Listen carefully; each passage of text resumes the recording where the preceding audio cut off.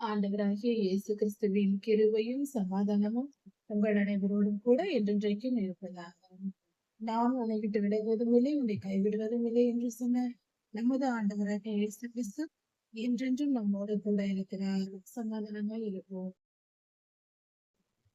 எரேமியா 38ஆம் அதிகாரம் 1ஆம் வசனம்.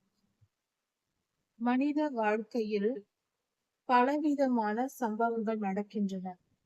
ஒவ்வொரு விதமான மனிதர்களுக்கும் ஒவ்வொரு விதமான சம்பவம் உலகம் முழுமைக்கும் ஒவ்வொரு தேசத்திற்கும் என்று எடுத்துக்கொண்டாலும் பலவித பிரச்சனைகளும் உண்டு, பலவிதமான தீர்வுகளும் உண்டு அவைகளுக்கு.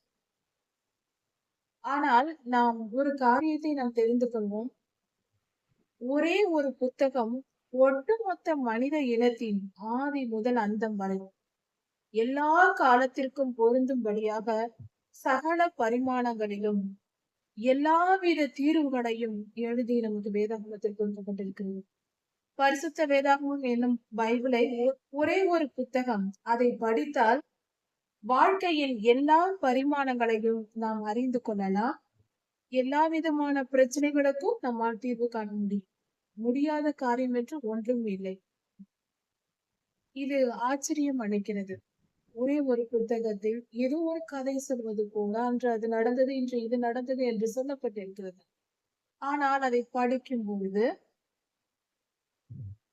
அதன் ஆழத்தை தியானிக்கும் பொழுது பல பரிமாணங்கள், விஞ்ஞானம் இருக்கிறது, வரலாறு இருக்கிறது, இல்லாத எந்த வித ஞானமான காரியங்களும் வேதத்தில் இல்லாதது இந்த உலகத்தில் இல்லை. உலகத்தில் இருக்கிற எல்லா காரியத்தை குறித்தும் வேதத்தில் சொல்லப்பட்டிருக்கிறது. நாம் எந்த அளவுக்கு தெரிந்து கொண்டிருக்கிறோமோ அந்த அளவுக்கு நமக்கு பலன் கிடைக்கிறது. உதாரணத்திற்கு இந்த வேத பகுதியில் ஒரு குழிக்குள், ஒரு கிணற்றில், ஆழமான ஒரு கிணற்று, ஒரு சேற்றின் நடுவில் இருக்கிற ஒரு மனிதனை எப்படி காப்பாற்றுவது என்கிற ஒரு காரியம் என்று சொல்லப்பட்டிருக்கிறது.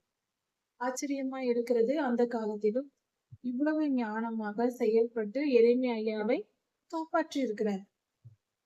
அது எப்படி என்பதை குறித்து இந்த வேத பகுதியில் சொல்லப்பட்டிருக்கிறது. அதை நாம் தியானிப்போம்.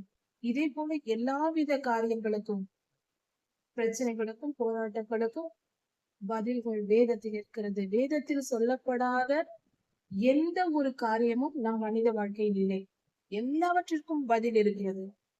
அதுதான் கர்த்தருடைய வார்த்தை. எரேமியா தீர்க்கதரிசி சிறைச்சாலையில், அதாவது காவல் கூடத்தில் அந்த முற்றத்திலே தங்கி இருக்கிறார்.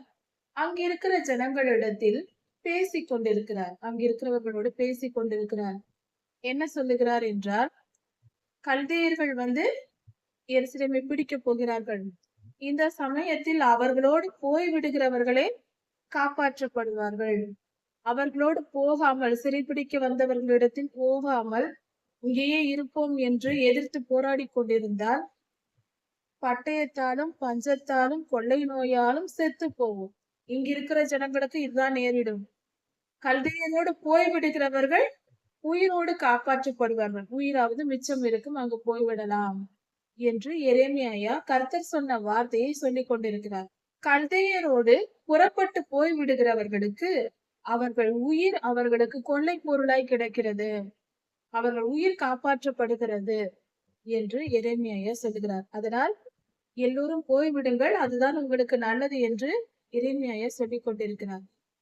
இந்த நகரம், எருசலேம் நகரம் பாபிலோன் ராஜாவினால் பிடிக்கப்படும், நிச்சயமாக பிடிக்கப்படும் என்று கர்த்தர் உரைக்கிறார். கர்த்தரே சொல்லுகிறார், அதனால் நிச்சயமாய் எருசலேம் நகரம் பாபிலோன் ராஜாவாகிய நேபுகாத்நேச்சாரால் பிடிக்கப்படும்.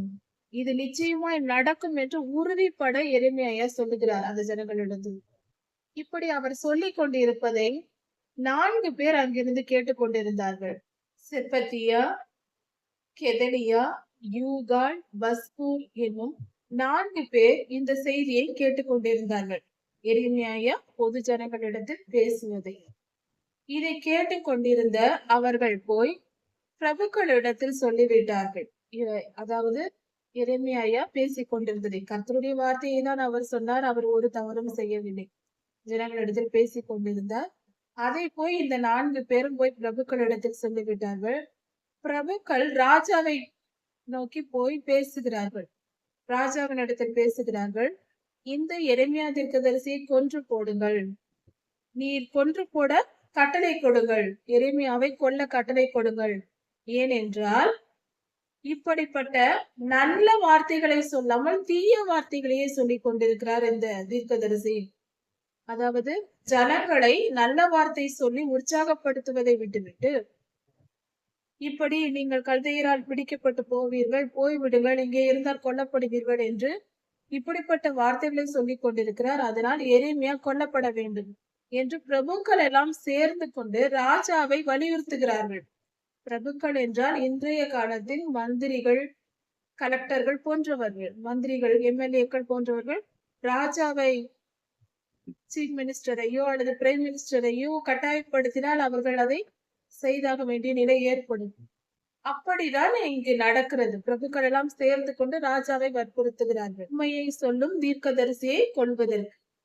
இப்படிப்பட்ட ஆபத்தான காரியங்களை சொல்வதினால் ஜனங்கள் சோர்ந்து போவார்கள், அவர்கள் வேதனைப்பட்டு சோர்ந்து போகிறார்கள், அவர்கள் கைகள் திடப்படுவதில்லை, அவர்கள் உற்சாகமாய் இருந்தால் செயல்படுவார்கள், அவர்கள் சோர்ந்து போகிறார்கள்.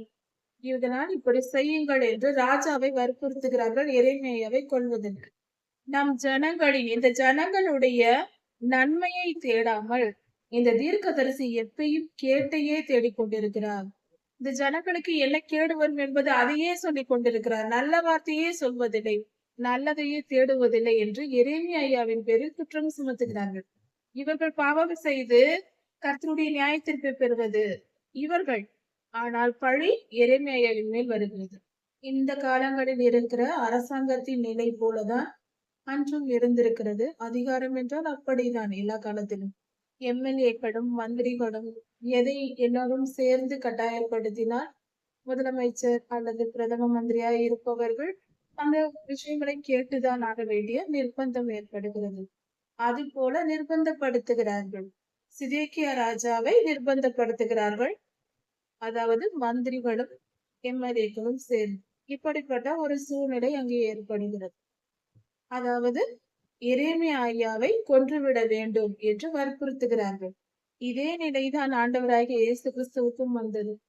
நமது ஆண்டவரையும் ஒரு தவறும் செய்யாத பரிசுத்தரை அவர்கள் குற்றம் சுமத்தி பொய் சாட்சி சொல்ல வைத்து 2 பொய் சாட்சிகளை ஏற்படுத்தி அவரை கொன்று போடுங்கள் என்று கட்டாயப்படுத்தி செய்ய வைத்தார்கள். இப்படி நடந்தது. அது போல எரேமியா ஐயாவுக்கும் அந்த காலத்தில் நடந்திருக்கிறது. எல்லோரும் சேர்ந்து கொண்டு எரேமியா ஐயாவை கொல்ல வேண்டும் என்று சொல்லுகிறார்கள். அதற்கு சிதேக்கியா ராஜா, உங்களை மீறி என்னால் ஒன்றும் செய்ய முடியாது, நீங்கள் கட்டாயப்படுத்தும் போது நான் அதை மீற முடியாது, இதோ உங்கள் கைகளில் எரேமியாவை ஒப்படைக்கிறேன் என்று எரேமியா தீர்க்கதரிசியை அவர்கள் கையில் ஒப்படைத்து விட்டார், பிரபுக்களிடத்தில் ஒப்படைத்து விட்டார் ராஜா. அப்பொழுது அந்த பிரபுக்கள் எல்லாம் அங்கு காவற்சாலையின் முற்றத்தில் இருந்த கெதலியாவின் ஒரு துறவு இருக்கிறது. அதாவது குறுகினதாய் இருக்கக்கூடிய கிணறு, ஆனால் மிக குறுகியதாய் இருக்கும், ஆழமானதா இருக்கும். அந்த துறவானது தண்ணீர் இல்லாமல் வெறும் உலையாய் இருந்தது, சேராய் இருந்திருக்கிறது, தண்ணீர் இல்லை. இப்படிப்பட்ட அந்த துறவிலே எரேமியா ஐயாவை கயிர்களை கட்டி இறக்கி விட்டு விட்டார்கள். அதிலேயே அவர் மரித்து போகட்டும் என்று, அந்த சேற்றில் மூழ்கி அவர் மரித்து போகட்டும் என்று கயிறுகளால் கட்டி எரேமியா ஐயாவை இறக்கி விட்டு விட்டார். எரேமியா ஐயா அந்த துறவுக்குள்ளே போய் அப்படியே அதில் சேரி மூழ்கி கொண்டிருக்கிறார். அவர் தத்தளித்துக் கொண்டு மிகுந்த வேதனை அனுபவித்துக் கொண்டிருக்கிறார். அவர் போராடி கொண்டிருக்கிறார், உயிருக்காக போராடி கொண்டிருக்கிறார். அந்த உலையானது எரேமியா ஐயாவை இழுக்கிறது, சேரானது இழுத்து விடும். அவர் அப்படியே அமிழ்ந்து மூழ்கி கொண்டிருக்கிறார், இழுத்து கொண்டே இருக்கிறது. சேரு அவரை இழுத்து கொஞ்ச நேரமானால் அது முற்றிலும் மூழ்கடித்து கொன்றுவிடும், மூச்சு விட முடியாமல் இறந்து விடுவார்கள். இப்படிப்பட்ட ஒரு சூழ்நிலை உண்டாகி கொண்டிருக்கிறது. அவன் அப்படியே கிணற்றில் அமிழ்ந்து கொண்டிருக்கிறார். இந்த நிலையில் அந்த ஒரு சில நிமிடங்களில், ஒரு 1/4 மணி நேரம், 10 நிமிடம், இப்படி அரை மணி நேரத்திற்கு உட்பட்ட ஒரு நேரமாக தான் இருந்திருக்கலாம். அந்த குறிப்பிட்ட கொஞ்ச நேரத்தில் ராஜாவின் அரண்மனையிலே ஒரு எத்தியோப்பியன் ஒருவர் இருந்தார். அவர் பெயர் எபெத்மெலேக். அவருடைய காதில் இந்த செய்தி விழுகிறது, எரேமியா ஐயாவை இப்படி துறவிலே போட்டு விட்டார்கள் என்று. அவருக்கு இந்த செய்தி தெரிகிறது. அவர் ஒரு பிரதானியாய் இருக்கிறார். பிரதானியாய் ஒரு அரண்மனையில் பணிபுரிகிறவர், உயர்ந்த ஸ்தானத்தில் இருப்பவர் தான். இப்படி இருக்க அவர் சொன்னதை இப்படி இருக்க அவர் கேட்டு இந்த விஷயத்தை கேள்விப்பட்டு உடனே ராஜாவின் இடத்தில் ஓடுகிறார். அந்த நேரத்தில் ராஜா பென்யமீன் வாசலில் உட்கார்ந்திருக்கிறார். அந்த அதாவது எருசலேமில் அந்த மதில் சுவர் அருகே பென்யமீன் வாசல் அருகே அவர் உட்கார்ந்திருக்கிறார். அந்த சமயத்தில் எபெத்மெலேக் ஓடுகிறார் ராஜாவை நோக்கி. எரேமியாவை காப்பாற்றுவதற்காக ராஜாவினிடம் பரிந்து பேச ஓடுகிறார், அனுமதி பெற ஓடுகிறார். இவர் ஓடி போய் என்ன சொல்லுகிறார் என்றால், எரேமியா தீர்க்கதரிசியை இவர்கள் துறவிலே போட்டது மிகவும் நடக்க கூடாத ஒரு காரியம், மிகப்பெரிய தீமை நடந்திருக்கிறது. கர்த்தருடைய கோபத்துக்கு தேசம் ஆளாக போகிறது. அதாவது நீங்கள் போட்டதினால், எரேமியாவை துறவிலே போட்டதினால் அவர் பட்டினி கிடந்து இறந்து விடுவார், பசியோடு இறந்து விடுவார். அவருக்கு அப்பம் கொடுக்காமல் அவரை கொன்று போடுகிறோம். அப்படி நடந்தால் தேசத்தில் எங்கும் உணவிருக்காது, தேசத்தில் அப்பம் இருக்காது என்று சொல்லுகிறார். இதன் பொருள் என்னவென்றால், இந்த இடத்தில் ஆழமான சத்தியம் இருக்கிறது. தயவு செய்து புரிந்து கொள்ள வேண்டும். இந்த காலத்தில் இப்படிப்பட்ட உணர்வுகள் பெரும்பாலும் கர்த்தருடைய பிள்ளைகளுக்கு இல்லாதது வேதனை அளிக்கிறது. கர்த்தருடைய ஊழியர்களையோ கர்த்தருடைய தீர்க்கதரிசியையோ வாய் கூசாமல் சாதாரண மனிதர்களை பேசுவதே தவறு, குற்றம் சுமத்துவது, குறை பேசுவது தவறு. அப்படி இருக்க ஒரு பரிசுத்தவானை பேசுகிறோம் என்ற அச்சம் இல்லாமல், கொஞ்சம் கூட ஒரு மனதில் உணர்வு இல்லாமல் எல்லோரையும் சமமாக தூஷிப்பது, கேவலமாய் பேசுவது, அவமானப்படுத்துவது, வீடியோக்கள் போடுவது, அவமானமாக, அதாவது அவர்கள் மதிப்பு குறையும்படியாக, அவர்கள் மரியாதையை குறைக்கும்படியாக செய்தி அளிப்பது, இதெல்லாம் எவ்வளவு பெரிய தவறாய் இருக்கிறது.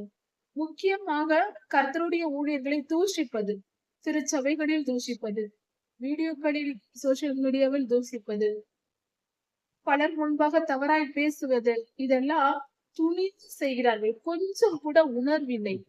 எப்படிப்பட்ட நியாயத்திற்கு வரும் தெரியுமா? கர்த்தருடைய கோபம் அப்படிப்பட்டவர்கள் மேல் எப்படி இறங்கும் தெரியுமா? இதோ இந்த வேத பகுதி நமக்கு அதை சொல்லுகிறது. இந்த எபெத்மெலேக்கு எத்தியோப்பியனாய் இருக்கிறார். இவர் சொல்லுகிறார், இனி தேசத்தில் அப்பம் இல்லை என்கிறார். ஒரு தீர்க்கதரிசியை பட்டினியாய் நீங்கள் கொன்றால் தேசம் எங்கும் பட்டினி கிடக்கும். தேசம் முழுவதும் கர்த்தர் பட்டினி போடுவார். அதை உணர்ந்து கொள்ளுங்கள் என்று எச்சரிக்கிறார். ஒரு தேசத்தில் ஒரு உண்மையான தீர்க்கதரிசிக்கு என்ன துன்பத்தை ஜனங்கள் கொடுத்தாலும் அந்த தேசம் முழுவதும் அந்த துன்பத்தை அனுபவிப்பார்கள். இதற்கு எபெத்மெலேக் சொன்னது வேதத்தில் பல ஆதாரங்கள் இருக்கிறது. கர்த்தருடைய தீர்க்கதரிசியை எந்த விதத்திலும் தவறாய் பேசக்கூடாது, துன்பப்படுத்தக்கூடாது, மனவேதனை அடையும்படி செய்யக்கூடாது. அவர்களை கண்டு நடுங்க வேண்டும். கர்த்தருடைய ஆவியானவர் அவர்கள் மேல் இருக்கிறார். பரிசுத்த ஆவியின் அபிஷேகம் அவர்கள் மேல் இருக்கிறது. தீர்க்க தரிசன அபிஷேகம் அவர்கள் மேல் இருக்கிறது. அஞ்சு நடங்க வேண்டாமா? கொஞ்சம் கூட பயம் இல்லாமல் தங்களுக்கு தாங்களே தீங்கை வரவழைத்துக் கொள்கிற ஒரு தவறாய் இருக்கிறது அவர்களை கனப்படுத்தாமல் இருப்பது. இப்படி எடுத்து சொன்னதும், இப்படி எபெத்மெலேக்கு சொன்ன பின்பு ராஜா அதை ஏற்றுக்கொண்டு, அப்படியானால் நீ புறப்பட்டு உடனே போ, புறப்பட்டு போய் 30 பேரை நீ அழைத்து கொண்டு போய் எரேமியா தீர்க்கதரிசி ஐயாவை நீ தூக்கிவிடு, துறவிலிருந்து தூக்கிவிடு என்று ராஜா அனுப்புகிறார். போ என்று சொல்லுகிறார். இதை கேட்டு எபெத்மெலேக்கு உடனே ஒப்புக்கொண்டு செல்கிறார். அப்பொழுது எபெத்மெலேக் அந்த 30 பேரையும் கூட்டிக் கொண்டு ராஜ அரண்மனையில் பொக்கிஷ சாலை என்று ஒன்று இருக்கிறது. பொக்கிஷ அறைகள், பாதுகாத்து வைக்கப்படும் பொருள்கள் வைக்கப்படும் பொருள்கள் வைக்கப்படும் அறை இருந்தது. அதற்கு அடியிலே ஒரு அறை இருந்தது. அதில் பழைய புடவைகளையும் கந்தை துணிகளையும் போட்டு வைத்திருந்தார்கள். அரண்மனையில் அங்கு பழந்துணிகளை போடும் இடம் அது. அதை போய் எபெத்மெலேக்கு அநேகம் துணிகளை அள்ளி கொண்டார். கயிறை எடுத்துக் கொண்டார். எரேமியாவை துறவிலிருந்து தூக்க வேண்டும் அல்லவா? துறவு என்றால் இந்த காலத்தில் இருக்கிற கிணறு போல அல்ல. கிணறு என்றால் அகலமாய் இருக்கும். அடுத்தவர் இறங்கி கீழே விழுந்து விட்டாலும் அவர்களை நாம் தூக்கிவிட முடியும். அகலமாய் இருக்கும். ஆனால் துறவு என்பது ஒருவர் நுழையும்படி மிக குறுகலாக ஒரு 2 அடி 3 அடி அகலம் உள்ளதாய் மட்டுமே இருக்கும் போல இருக்கிறது. அப்படிதான் துறவு இருந்திருக்கிறது. அதனால் ஒருவர் இறங்கி அவரை காப்பாற்றும் அளவுக்கு அங்கு வசதி இருக்காது. அதே நிமித்தம் எரேமியாவை காப்பாற்றும்படியாக எபெத்மெலேக்கு கயிறுகளையும் அந்த பழைய துணிகளையும் எடுத்துக்கொண்டு, புடவைகளை என்றால் நீளமான துணிகள், அவைகளையும் எடுத்துக்கொண்டு ஓடுகிறார் துறவண்டை. அதாவது காவற்சாலையின் முற்றத்தில் இருக்கிற மிகாயா என்னும் மனிதனுடைய துறவிற்கு ஓடுகிறார். அங்குதான் எரேமியா போடப்பட்டிருக்கிறார். அங்கு போனதும் கயிறுகளில் அந்த ஒரு முனையில் அந்த பழைய புடவைகளையும் கந்தைகளையும் நன்றாக கட்டி அந்த துறவிலை கீழே இறக்குகிறார்.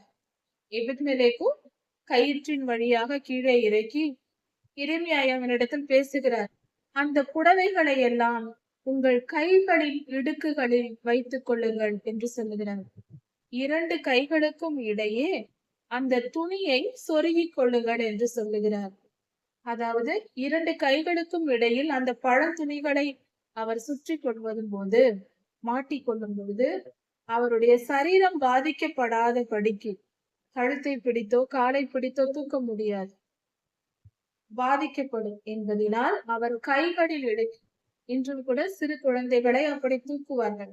நாம் தூக்கும் போது 2 கரங்களையும் எடுத்து குழந்தைகளின் 2 கைகளுக்கு கீழே பிடித்து நாம் தூக்குவது வழக்கம்.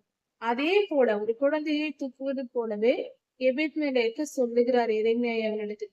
அந்த புடவைகளை, ஏனென்றால் கயிறாக இருந்தால் அது சரீரத்தை அறுக்கும், மிகவும் வலிக்கும். அதனால் அவர் துணிகளை அங்கு சேர்த்து அனுப்புகிறார், கட்டி அனுப்புகிறார்.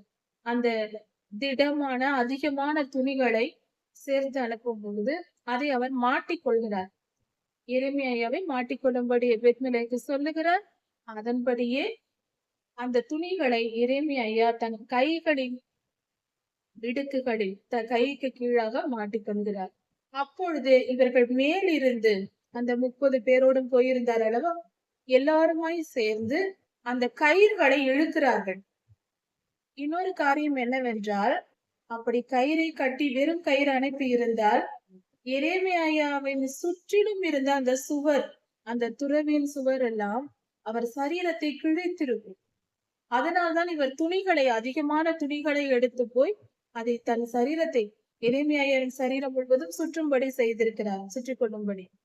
எரேமியா சுற்றி கொண்டதும் இவர்கள் கயிறை பிடித்து மேலே இழுக்கிறார்கள். அப்பொழுது ஓரத்தில் பட்டாலும், துறவின் ஓரங்களில் பட்டாலும், எரேமியாவின் சரீரம் பட்டாலும் அது காயப்படுத்தாதபடிக்கு பத்திரமாக மீட்டெடுக்கிறார்கள். இப்படியாக தூக்கி எடுத்து விட்டார்கள். எரேமியா காவற்சாலையின் முற்றத்திற்கு வந்துவிட்டார். இப்படியாக உண்மையான கர்த்தருடைய பக்தனான, பரிசுத்தவானான, கர்த்தருக்கு பிரியமான ஒரு நல்ல மனிதனாக எபெத்மெலேக்கு இருந்து எரேமியா தீர்க்கதரிசியை காப்பாற்றும் ஒரு பாக்கியத்தை பெற்ற உணர்வுள்ள மனிதர்களாய் நாமும் இருக்க வேண்டும். அதுபோல நல்லோர்களை அடையாளம் கண்டுபிடிக்கவும், நன்மை எது தீமை எது என்பதை உணர்ந்து செயல்படுகிறவர்களாய் இருக்க வேண்டும். அந்த இடத்தில் இருந்த அத்தனை பிரபுக்களுக்கும் அதிகாரிகளுக்கும் இல்லாத அறிவு எபெத்மெலேக்கு இருந்தது. இவர்கள் முட்டாள்தனமாக, இஸ்ரவேலர்களுக்கு இல்லை அறிவு, மிகப்பெரிய அதிகாரிகளுக்கு, ஆசாரியர்களுக்கு இல்லை.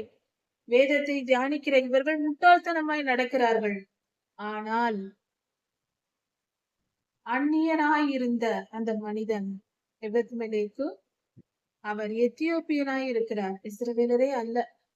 ஆனால் அவர் எரேமியாவின் அருமையை உணர்ந்து, அவர் உண்மையான தீர்க்கதரிசி என்றும், அவருக்கு துன்பம் கொடுத்தால் தேசமே துன்பப்படும் என்றும், அவரை பட்டினி போட்டால் தேசம் பட்டினியாய் கிடக்கும் என்று சொல்லுகிறார் என்றால், எந்த அளவுக்கு அவர் ஞானம் உள்ளவராக, விவேகம் உள்ளவராக, கர்த்தருடைய வார்த்தையை விசுவாசிக்கிற நல்ல இருதயம் உள்ளவராக இருந்திருக்கிறார். நாமும் நம்முடைய வாழ்க்கையில் எப்படிப்பட்டவர்களா இருக்கிறோம் யோசித்து பார்ப்போம். இந்த காலத்தில் இருக்கிற மிகப்பெரிய தீங்கு குடும்பங்களில் இருந்தாலும் சரி, திருச்சபைகளில் இருந்தாலும் சரி, எங்கு இருந்தாலும் சரி, இந்த ஒரு தீமை எங்கும் பரவி கிடக்கிறது. நல்லோர்களை புரிந்து கொள்ளும் மனிதர்கள் இல்லை. சமுதாயம் தீயவர்களை கொண்டாடுகிறது. நல்லவர்களை உண்மையான கிறிஸ்தவ மக்களிடையே, கிறிஸ்தவ பிள்ளைகளின் மத்தியில் உண்மையான தீர்க்கதரிசிகள் புறக்கணிக்கப்படுகிறார்கள். உண்மையான தீர்க்கதரிசிகளுக்கு விரோதமாய் பேசுகிறார்கள். ஆனால் பொய் தீர்க்க தரிசனம் சொல்லுகிறவர்கள், பொய்யாய் ஆசீர்வதிக்கிறவர்கள் அவர்களை கொண்டாடுகிற காலமாய் இருக்கிறது.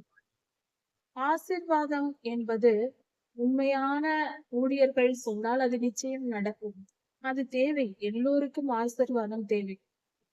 ஒவ்வொரு நாளும் கர்த்தருடைய ஊழியர்கள் ஆசீர்வதிப்பதை பெற்றுக் கொள்வது நம் வாழ்க்கையில் மிகப்பெரிய ஆசீர்வாதத்தை கொண்டு வரும். அது சத்தியமான உண்மைதான். அதில் மாற்று கருத்தில்லை. ஆனால் அதை மட்டுமே நினைத்து கொண்டு ஆசீர்வாதத்தை மட்டும் பெற்றுக்கொண்டால் இவ்வுலக வாழ்க்கையில் ஆசீர்வாதமாய் அந்தந்த நாளுக்கு ஆசீர்வாதத்தை பெற்றுக்கொண்டு வாழ்ந்து முடித்து விடலாம். நித்திய ஜீவனுக்கு போக முடியாது. நாம் சுத்திகரிக்கப்பட வேண்டியது அவசியம். பரிசுத்தமாக்கப்படுவது அவசியம். எபித்மெலேக்கு போல நாம் தெளிவுள்ளவர்களாய் நன்மை தீமை அறிந்தவர்களாய் இருக்க வேண்டும். முட்டாள்தனமாய் இருந்தால் பாவத்தில் விழுந்து அழிந்து போக நேரிடும். நம்மை நாம் தெளிவுபடுத்திக் கொள்ள வேண்டியது அவசியமாய் இருக்கிறது. கவனித்து பார்க்கணும். இதற்கு பின்பு, இந்த சம்பவத்திற்கு பின்பாக சிதேக்கியா ராஜா எரேமியா தீர்க்கதரிசியை அழைத்து அனுப்புகிறார், வரவழைக்கிறார். தேவாலயத்தில் இருக்கும் 3ஆம் வாசல் அண்டையிலே வரவழைக்கிறார். வரவழைத்து அவரிடத்தில் பேசுகிறார். என்னிடத்தில் ஒன்றையும் மறைக்காதே, உண்மையை சொல் என்று சொல்லுகிறார். ஒரு ராஜா தீர்க்கதரிசியின் இடத்தில் கேட்கிறார். எதையும் மறைக்காமல் உண்மையை சொல் என்று சொல்லுகிறார் எரேமியாவிடம். அதற்கு எரேமியா சொல்லுகிறார், நான் உண்மையை உம்மிடத்தில் சொன்னால் நீர் என்னை கொன்று போடுவீர் அல்லவா? நீர் என்னை கொன்று விடுவீர் என்பது எனக்கு தெரியும். நான் உண்மையை சொல்லும்படி கேட்கிறேன். நான் சொன்னால் என்னை கொன்று போடுவீர் அல்லவா என்று சொல்லுகிறார். ஏனென்றால் பிரபுக்களின் பேச்சை கேட்டுக்கொண்டு சிதேக்கியா எரேமியாவை துறவிலே போடுவதற்கு ஆதரவாய் இருந்தார், அனுமதி கொடுத்தார். எபித்மெலேக்கு கேட்ட பொழுது விடுதலையாகவும் அனுமதி கொடுத்து விட்டார். இருந்தாலும் எரேமியா சொல்லுகிறார், அதாவது நீர் என்னை கொன்று போடுகிறல்லவா, நான் உண்மையை சொன்னால் அதான் நடக்கும். நான் ஆலோசனை சொன்னாலும் நீர் கேட்க மாட்டீர். நான் ஆலோசனை சொல்லுவேன், கர்த்தருடைய வழிகள் இப்படி இருக்கிறது, எப்படி தப்பித்துக் கொள்ளலாம் என்று நான் ஆலோசனை சொல்லுவேன். ஆனால் நான் சொன்னால் நீர் கேட்க மாட்டீரே என்று எரேமியா தீர்க்கதரிசி சொல்லுகிறார். இப்படியாக சிதேக்கியா ராஜா எரேமியாவினிடத்தில் தீர்க்க தரிசனம் என்ன, கர்த்தருடைய வார்த்தை என்ன என்று கேட்டு தெரிந்து கொள்ள நினைக்கிறார். ஆண்டவராகிய இயேசு கிறிஸ்து சீக்கிரம் வரப்போகிறார். அவருடைய வருகைக்கு நாம் ஆயத்தப்படுவோம். உலக வாழ்க்கையை மறந்து கர்த்தரை தேடுவோம். கர்த்தரின் இருதயத்தை நாடுவோம். கர்த்தருடைய ஆசீர்வதிப்பாராக. இளம் தமிழ்ச்சி அடுத்து செய்து பார்க்கலாம். மாரநாதா.